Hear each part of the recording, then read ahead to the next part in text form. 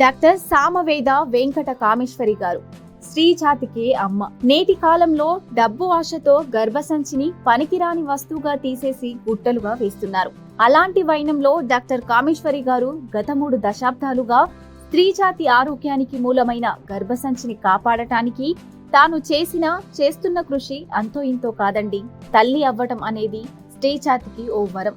ఇక మాకు పిల్లలు అవ్వరు అని నిరాశయానికి గురైన వారు కూడా తనదైన వైద్య శైలితో 6,000 మందికి న్యాచురల్ ప్రెగ్నెన్సీ తల్లి అయ్యే భాగ్యాన్ని కల్పించారు.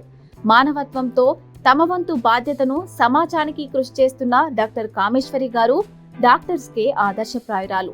అందుకే తాను శ్రీజాతికే అమ్మ అని చెప్పుటలో అతిశయోక్తి కాదు.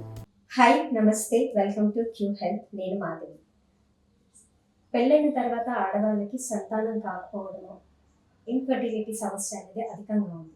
సో దాని గురించి డీటెయిల్గా తెలుసుకున్నాము. మనతో ఉన్నారు Venkata Kameshwari madam, gynaecologist and social services కూడా తను. మేడం నమస్తే. నమస్తే. ఇప్పుడు ఒకటి జీవన శైలి మారిందండి. అంటే మనకి ఇదివరకు కూడా ఉంది ఇన్ఫర్టిలిటీ, పిల్లలు కాకపోవడం, సంతానం కాకపోవడం, ప్రయత్నిస్తున్న పిల్లల కోసం ఎదురు చూడాల్సి రావడం, పిల్లలు కలగకపోవడం అనేది ఉంది. అయితే ఇప్పుడు దాని రియాక్షన్ పెరిగింది. అంటే సమాజం వాళ్ళని ప్రశ్నించడం, నీకెందుకు కాలేదు అనడం, లేకపోతే నా దగ్గర డబ్బులు ఉన్నాయి, నేను వెయిట్ చేయను, ప్రెగ్నెన్సీకి ట్రీట్మెంట్కి వెళ్ళిపోతాను అనడం, లేదు కూర్చుని చేసే సాఫ్ట్వేర్ ఉద్యోగాలు, ఎక్కువ నడవకపోవడం, సో ఎక్సర్సైజ్ చేయకపోవడం, అమ్మాయిలు ఎక్కువ వెయిట్ ఉండడం. ఇప్పుడు నాకు ఇప్పుడు 52, నేను ప్రెగ్నెన్సీ వచ్చేటప్పుడు అప్పుడు 54, 55 ఉండేవాళ్ళం మేము. యాక్చువల్లీ 55, 56 దాటితే కూడా లావనేవారు, అప్పుడు సన్నగా ఉండేవారు అందరూ. సో ఇప్పుడు అమ్మాయిల యావరేజ్ 70 అబౌవ్ ఉంటున్నారు. మన హైట్లు అవే కదండి, 5'2", 5'3" అంతే కదా హైట్. Average height 5'1". మరి 152, 153 సెంటీమీటర్స్ ఉన్నప్పుడు 54, 55 కన్నా ఉండకూడదు. సో అప్పుడు ఇంత చాక్లెట్ తింటే మనకు ఆలోచన ఉండేది. మాకు ఇంత చాక్లెట్లే ఉండేది. మీకు ఇప్పుడు ఇంత చాక్లెట్ బారు, ఇంత టిన్ ఐస్ క్రీము, అండ్ వీధి చుట్టూ ప్రతి వీధిలోనూ బోల్డ్ జంక్ ఫుడ్ కార్నర్స్. నెసెసిటీస్ కంటే జంక్ ఎక్కువైపోయింది. అది తినకపోతే తప్పన్నట్టు పార్టీస్కి వెళ్ళడం, అలాగే ఆల్కహాల్ ఎక్కువ తాగడం, స్మోక్ చేయడం, దెన్ ఎక్సర్సైజ్ చేయకపోవడం. మన తెలంగాణలో 25% ఆహారం మిల్లెట్స్ ఉండేది. సో అంటే రైస్ అవి తిన్నా ఎక్కువ భాగం 83 ముందు వరకు, అంటే రామారావు గారు ₹2 రైస్ క్రీమ్ ఇవ్వక ముందు రైస్కి అంత ప్రాచుర్యం లేదు. జొన్నలు, సజ్జలు, రాగులు, ఎక్కువ జొన్నలు పండించేవారు ఈ ఏరియాలో. అలాగే కొర్రలు, అరికెలు, అంటే మిల్లెట్స్లోనే బోల్డ్ రకాలు ఉండేవి. సో ప్రతి వాళ్ళు 25% కన్నా ఎక్కువ ఆహారం మిల్లెట్స్ తీసుకునేవారు. అంటే అది చాలా బెస్ట్ టైప్ ఫుడ్ అండి. అంటే ఏంటంటే అన్ని కలిపి తినాలి. ఇప్పుడు నేను రోజు కొర్రలే తింటానంటే అది కూడా తప్పే. సో మనకి ఇన్ని ధాన్యాలు ఉన్నాయి కనుక, ధాన్యాలు ఉన్నాయి, చిరుధాన్యాలు ఉన్నాయి. సో అంటే మిల్లెట్స్లో మళ్ళీ మిల్లెట్స్ అండ్ మైనర్ మిల్లెట్స్ ఉన్నాయి. అంటే జొన్నలు, సజ్జలు, రాగులు అయితే, కొర్రలు, అరికలు, సామలు మైనర్ మిల్లెట్స్ అన్నమాట. దెన్ ధాన్యాలు, బార్లీ, బియ్యము, గోధుమలు, అలాంటివన్నీ. దెన్ అపరాలంటే పప్పు సంబంధించినవి. సో అన్ని వెరైటీస్ మన దగ్గర వస్తాయి. మీరు గమనిస్తే మనకి బయోడైవర్సిటీ ఎక్కువ మన భూమికి. ఏ భూమి అయితే భూమధ్య రేఖకి దగ్గరగా ఉంటుందో వర్షపాతం ఎక్కువ ఉంటుంది, వేడి ఎక్కువ ఉంటుంది కనుక ఎక్కువ రకాల పంటలు పండుతాయి. ఇప్పుడు మీరు వంకాయలు చూస్తే వంకాయలు ఎన్నో 10 రకాలు ఉంటాయి. సో అలాగే చిక్కుళ్ళు, అలాగే బెండకాయ, మీకు ఈచ్ పంట. తోటకూర తీసుకున్నా మన దగ్గర ఒక 40-50 రకాలు ఉంటాయి తోటకూరలు. సో అంటే మనకి అంత బయోడైవర్సిటీ ఉంది. సో మనం ఇప్పుడు అన్ని రకాలు తినాలి. మనకు ఆకుకూరలు కూడా 525 ఆకుకూరలు ఉన్నాయి మనకి. మనం తినేవన్నీ 10-15. సో షాప్లో దొరికేవన్నీ, అంటే మనకి అంత డైవర్సిటీ ఉంది. సో మనం అవన్నీ తినకుండా ఆరోగ్యకరమైన ఇంత ప్రకృతి ఇచ్చిన సంపద చేయకుండా దాన్ని ఆయిల్ వాడి, డాల్డా వాడి, మైదా వాడి. ఇప్పుడు మైదా జంక్ ఎందుకు వద్దంటాం? 1-2 రకాలు. మూల పదార్థం ఏమిటి, ప్రాసెస్ ఏమిటి? మూల పదార్థం ఏమిటి? బేకరీ కానీ, మంచూరియన్ కానీ, ఏవైతే రెగ్యులర్గా తినే నూడిల్స్ కానీ ఏంటి, మైదా. మూల పదార్థం. మైదా అసలు ఏమిటి? గోధుమని రిఫైన్ చేస్తే, గోధుమ పిండిని అందులో ఉండే మంచి అంతా తీసేస్తే అది దాన్ని మళ్ళీ బ్లీచ్ చేస్తారు తెల్లగా కనిపించడానికి. సో అది మళ్ళీ కెమికల్స్ అన్ని వాడి రిఫైన్ చేశాక ఎంత రిఫైన్డ్ ప్రొడక్ట్ ఉంటే అంత అన్హెల్దీ అండి. సో దాంట్లో మళ్ళీ డాల్డా లాంటివి కలిపి బేకింగ్, ఇప్పుడు మీరు బేకరీ అంతా కూడా బేకింగ్ కదా, 180 200లో బేక్ చేస్తారు. సో అప్పుడు ఈ కొవ్వు విడిపోయి అది కార్సినోజెనిక్ అవుతుంది అనమాట. ఆ కొవ్వు మంచిగా తయారవ్వదు. ఈవెన్ బిస్కెట్స్ అన్నీ కూడా హెల్తీ కాదు. అది కార్సినోజెనిక్కా కాదా అని పక్కన పెడితే హెల్దీ కాదు. సో ఇప్పుడు మామూలుగా మీరు ఇంట్లో వండే కుకింగ్ టెంపరేచర్ 65 degrees, మరీ బాయిల్ అయితే 100. సో మనం అంతంత టెంపరేచర్స్లో మనం నార్మల్ కుకింగ్ చెయ్యం. సో బేకింగ్లో ఆ ఇష్యూస్ ఉన్నాయి. సో ఇప్పుడు అన్హెల్దీ ఫుడ్ ఐటము, దెన్ దాని మీద అన్హెల్దీ కుకింగ్ ప్రాసెసెస్, ఇవన్నీ కలిసి హెల్త్ని పాడు చేస్తున్నాయి. అయితే దీని మీద ఒక క్రేవింగ్, సో అది తప్ప తిననని అనడము, హెల్దీ కాదని తెలిసినా చేయడము, ఇవి కూడా సీరియస్ విషయాలు. దానికి తగ్గట్టు యాడ్స్ ఓకే, అది ఓకే. ఇప్పుడు మీరు మంచి చెప్పిన యాడ్స్ కూడా ఉన్నాయి కదండి. మోడీ మేక్ ఇన్ ఇండియా అని బోల్డ్ మంచి మంచి విషయాలు కదా. ఆడవాళ్ళని హెల్దీ చేయండి, లేదు ఎనీ ప్రధాని, లేకపోతే ఒక అమ్మాయి క్యాన్సర్ సర్విక్స్ మీద అవేర్నెస్కి ఉన్నాయి మంచి యాడ్స్ కూడా ఉన్నాయి కదా అందులో. మరి మంచి యాడ్స్ ఎందుకు తీసుకోము? అయితే ప్రతి వాళ్ళు అర్థం చేసుకోవాల్సింది ఏంటంటే అవి తినండి నెలకొకసారి అలా, అంతే. రోజు అదే ఆహారం మంచిది కాదు. ఇంకోటి పిజ్జా బర్గర్స్ కూడా సేమ్, బర్గర్ కూడా మైదా బేసే ఉంటుంది, బర్గర్ ఆర్ పిజ్జా. మళ్ళీ దాంట్లో చీజ్ ఎక్కువ యాడ్ చేస్తారు. మనం అంతంత నెయ్యి నూనె అన్నీ తినే జాతి కాదండి మనది. ఇప్పుడు వేరే యూరోపియన్ జాతులు పిజ్జా అండ్ చీజ్ ఎక్కువ తింటారు, బట్ వాళ్ళు వేరే కొవ్వులు తినరు.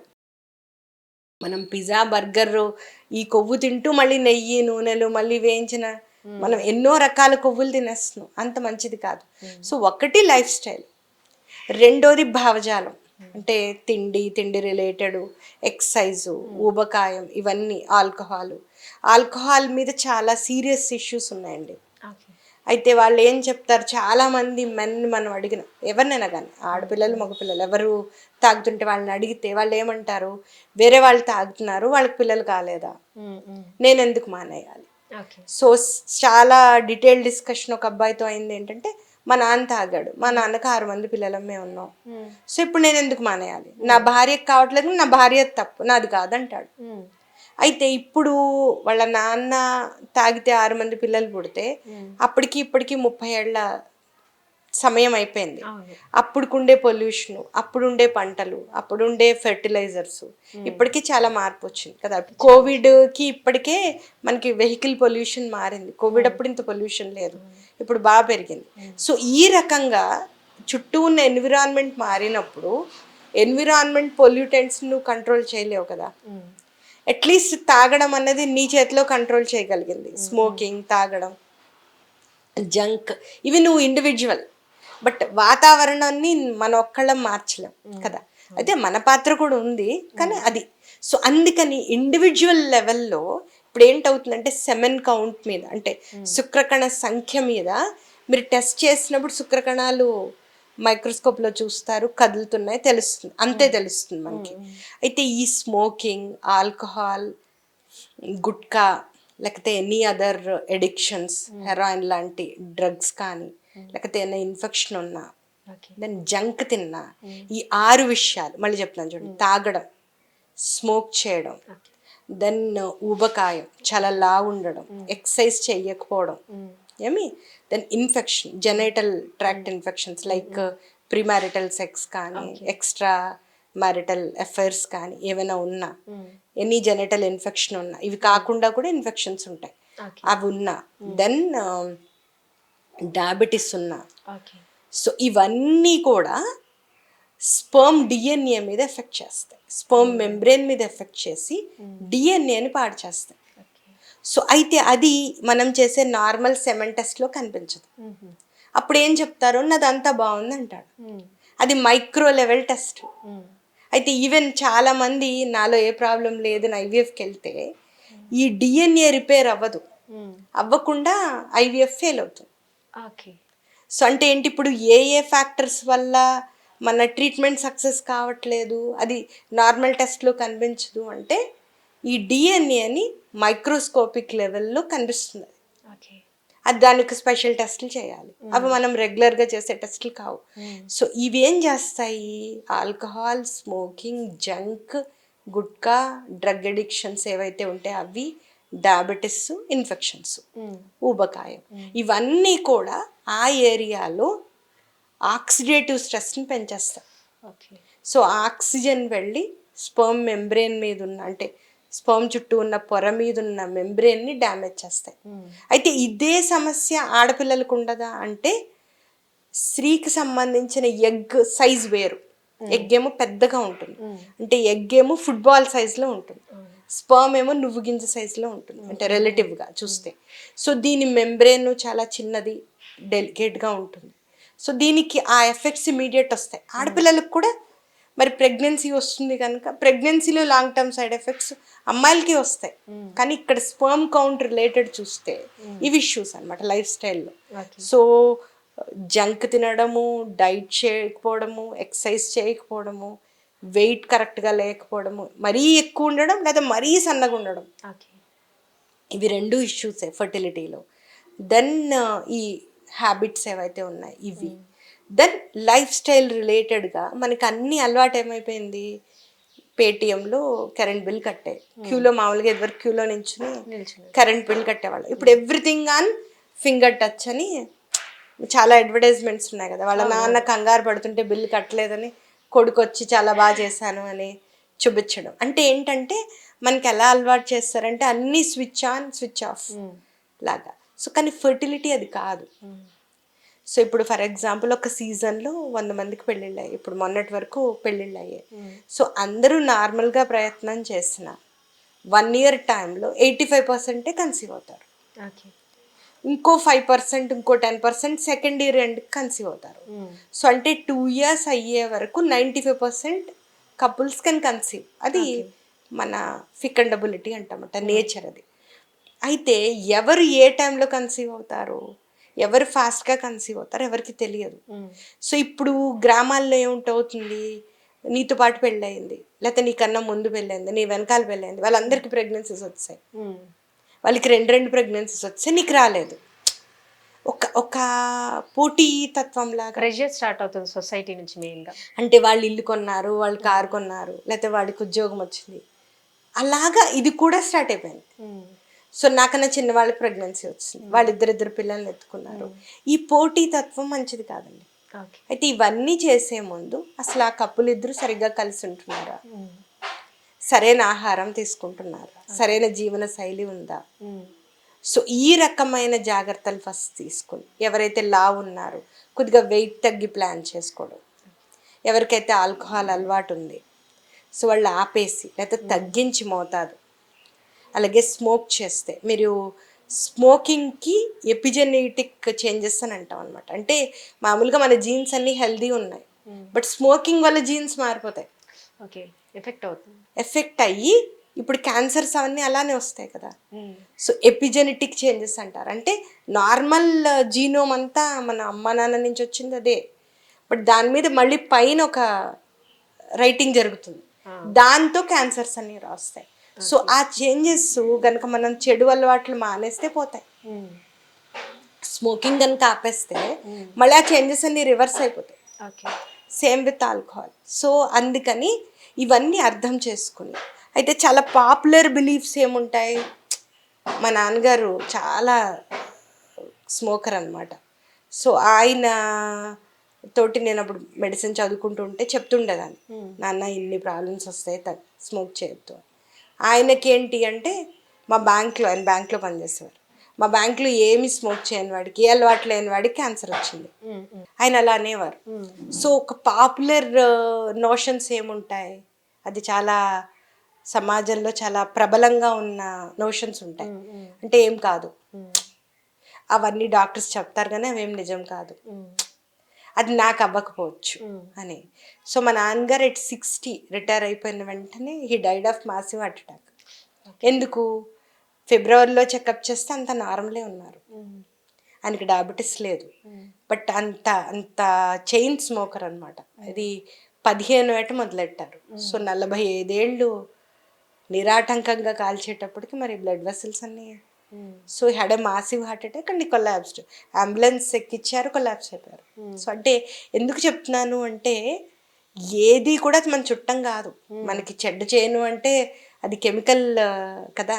సో టొబాకోలో ఎన్నో కెమికల్స్ ఉంటాయి, ఆల్కహాల్లో ఎన్నో ఉంటాయి.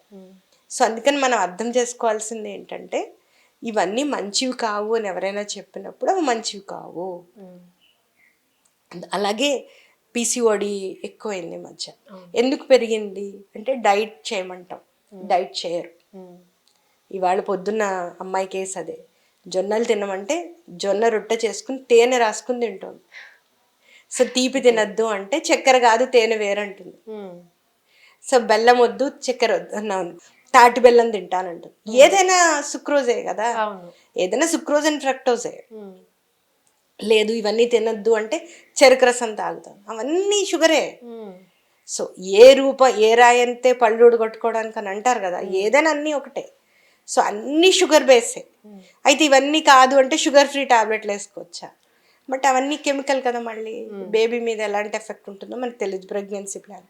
సో అందుకని ఏంటంటే ఒక సిన్సియర్గా చేయాలి, చెప్పింది వినాలి కన్సీవ్ అవ్వడానికి. అండ్ సరైన ప్లాన్ చేసుకోవాలి. దీనికి టైం పడుతుంది. బయాలజీలో 1+1 2 కాదు, can be 0, can be more కదా.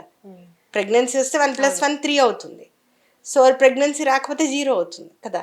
సో అందుకని ఇవి మనం అర్థం చేసుకుని బయాలజీ గురించి నేను అనుకోవడం, అందరూ కూడా ఫర్టిలిటీ ప్యాటర్న్స్, చేపలు అన్నీ నేచర్ని చదవాలనుకుంటానండి నేను. సో చాలా ఇంట్రెస్టింగ్ ఏంటి అంటే మొన్న ఒక విషయంలో అమ్మాయిలకి డైట్ చెప్పామనుకోండి, నేను కూడా చేయాలా అని అడుగుతారు అబ్బాయి హస్బెండ్స్. అయితే అదేంటి మరి నీ పాత్ర కూడా ఉంది కదా అంటే తనది అసలు తన రోల్ ఏం లేదు, ఎక్సెప్ట్ సెక్స్ అండ్ రిలేషన్షిప్, అబ్బాయి పాత్ర ఏం లేదు అన్నట్టు ఫీల్ అవుతారు వాళ్ళు. అప్పుడు నాకు మొన్న నవ్వు వచ్చింది. పార్థినోజెన్సిస్ అని ఒక కాన్సెప్ట్ ఉంటుంది బయాలజీలో. అంటే పురుషుడు అవసరం లేకుండా స్త్రీకే పిల్లలు పుట్టేస్తారు లోయర్ యానిమల్స్లో. సమ్ డ్రాగన్ ఫ్లైస్ అలాంటి కొన్ని యానిమల్స్ లైక్ కీటకాల్లో women can reproduce on its own. అయితే ఇది పార్థినోజెన్సిస్ కాదు కదా, పురుషుడి పాత్ర ఉంది.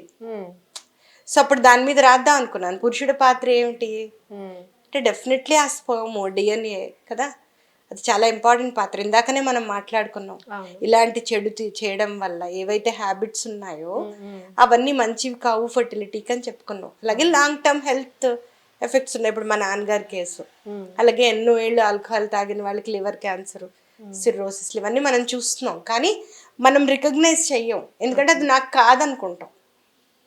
అలా కాదు, అది నీ చుట్టం కాదు, అది నీకేం మంచి చేయదు. సో ఇంకో చిన్న క్వశ్చన్, మనకి ఇప్పుడు ఒబిసిటీ ఇవి అన్నీ కాకుండా కూడా పీసీఓడి అనేది కామన్ చాలా మందికి. దానివల్ల ఇన్ఫర్టిలిటీ అనేది ఎంత సన్నగా ఉన్నా కూడా హెల్దీ ఫుడ్ గ్రామాల నుంచి వచ్చినా కూడా ఎందుకు వస్తున్నాయి ఈ ప్రాబ్లమ్స్ అనేది? ఇప్పుడు అంటే నేను చూసిన మంది, ఇప్పుడు మా ఇంటి ఎదురుగానే ఉంటుంది ఒక అమ్మాయి, పాపం చాలా కష్టపడతారు.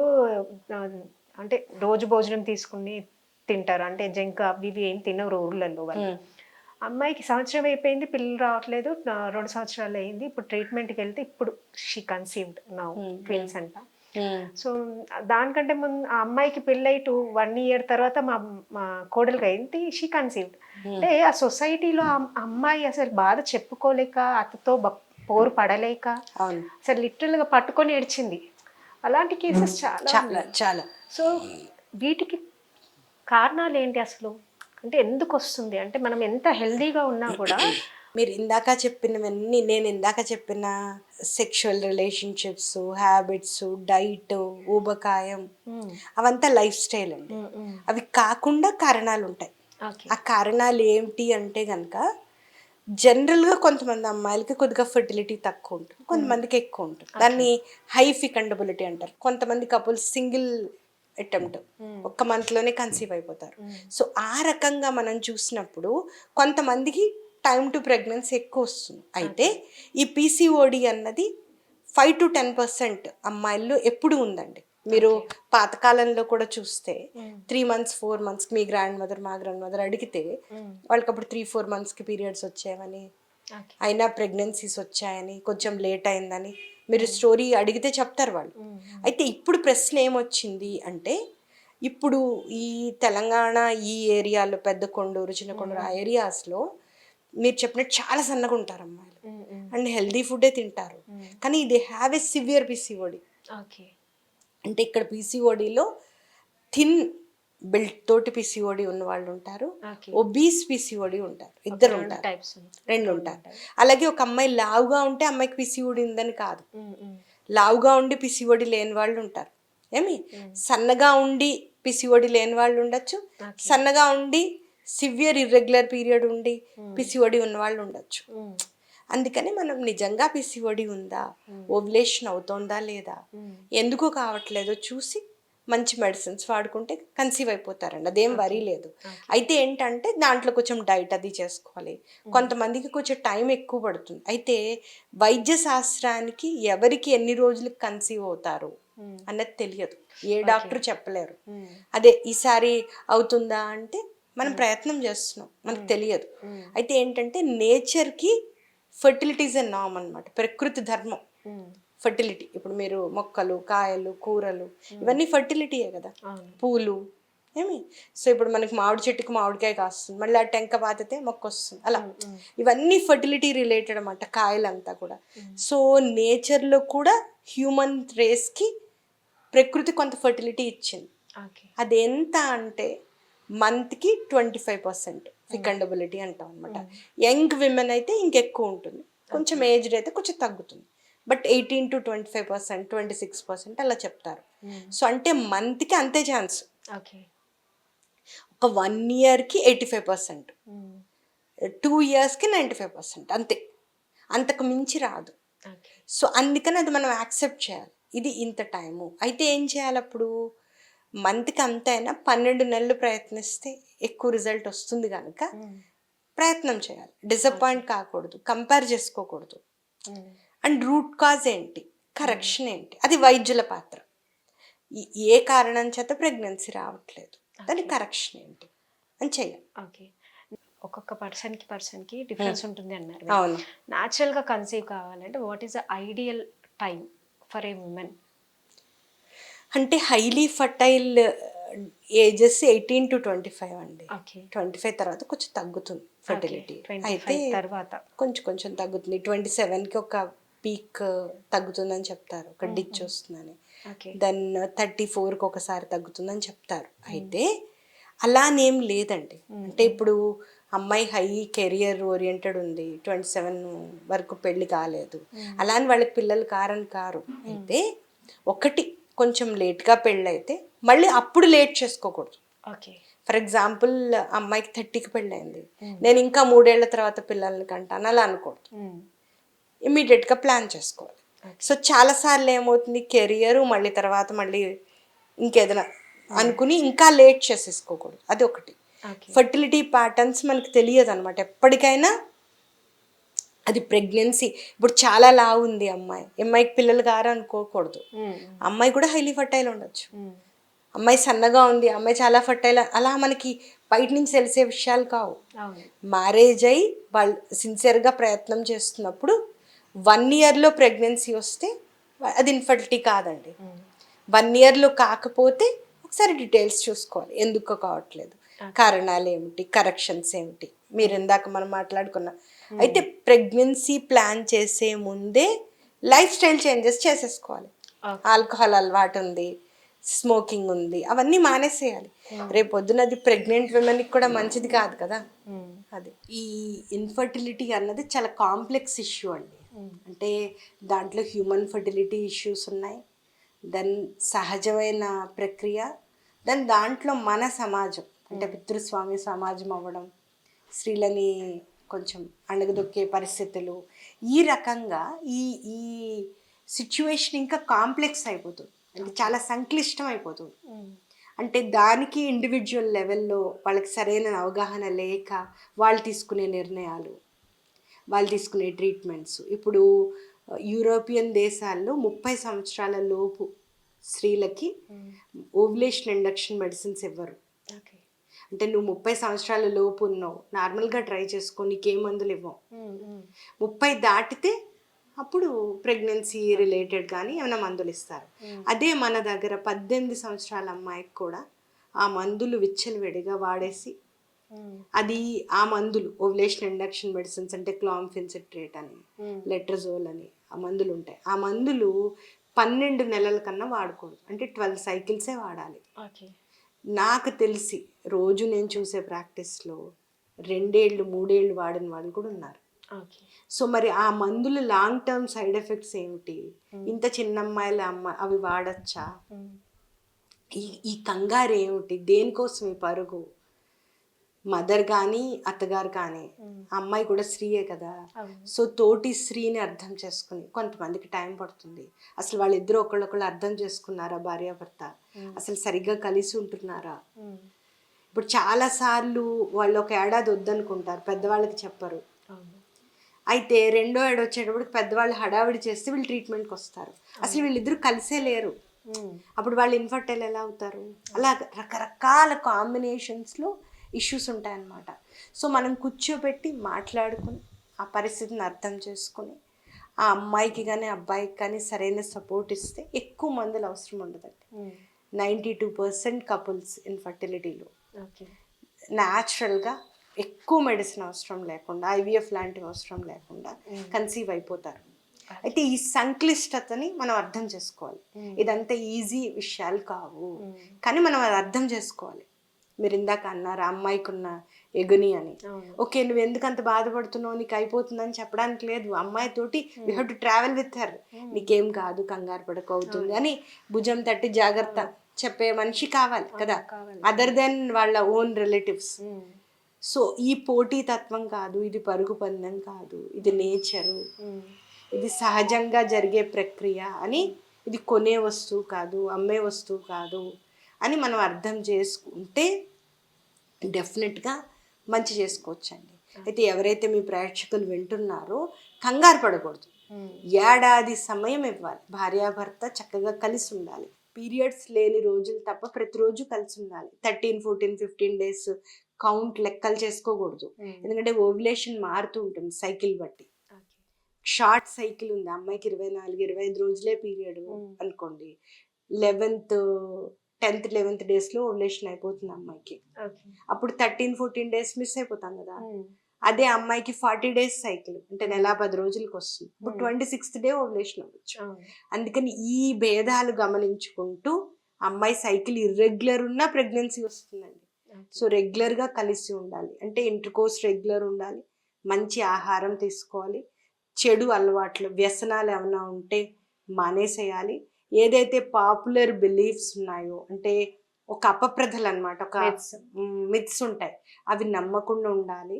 హడావిడి పడకుండా ఉంటే ప్రతి అమ్మాయికి అమ్మాయి ఓన్ పేస్లో, మనం పిల్లలు కూడా చూడండి, కొంతమందికి ఏడాదిలోపే మాటలు వస్తాయి, కొంతమందికి ఒక 6 నెలలు లేటుగా వస్తాయి, కొంతమందికి నడక తొందరగా వస్తుంది, కొంతమందికి తేడా వస్తుంది. అదే ఆడపిల్లల్ని చూడండి, 1.5 పాప కూడా చక్కగా పొందిగ్గా డ్రెస్ కట్టుకుని కూర్చోమంటే ఇలా డ్రెస్ సర్దుకుని కూర్చుంటుంది. అదే మగ పిల్లవాడు అంటే ఏంటంటే ఇవన్నీ భేదాలు. చిన్నప్పటి నుంచి ఎవరు ఏది ముందుకు వెళ్తారు, ఏది తొందరగా వస్తుంది, అలాని మాటలు రాని పిల్లలు తెలివి తక్కువ కాదు. వాళ్ళకి ఆ టైం, కొంతమందికి కొన్ని టైం పడుతుంది. సేమ్ వే ప్రెగ్నెన్సీ కూడా అని అర్థం చేసుకుని ఎక్కువ ట్రీట్మెంట్స్కి వెళ్లకుండా ఉంటే మంచి విషయం. థ్యాంక్ యూ మేడం, ఇంత మంచి విషయాలు చక్కగా న్యాచురల్గా ఎలా కన్సీవ్ కావచ్చు అని చెప్పారు. కొత్త ప్రోగ్రామ్తో కలుద్దాము. Thank you.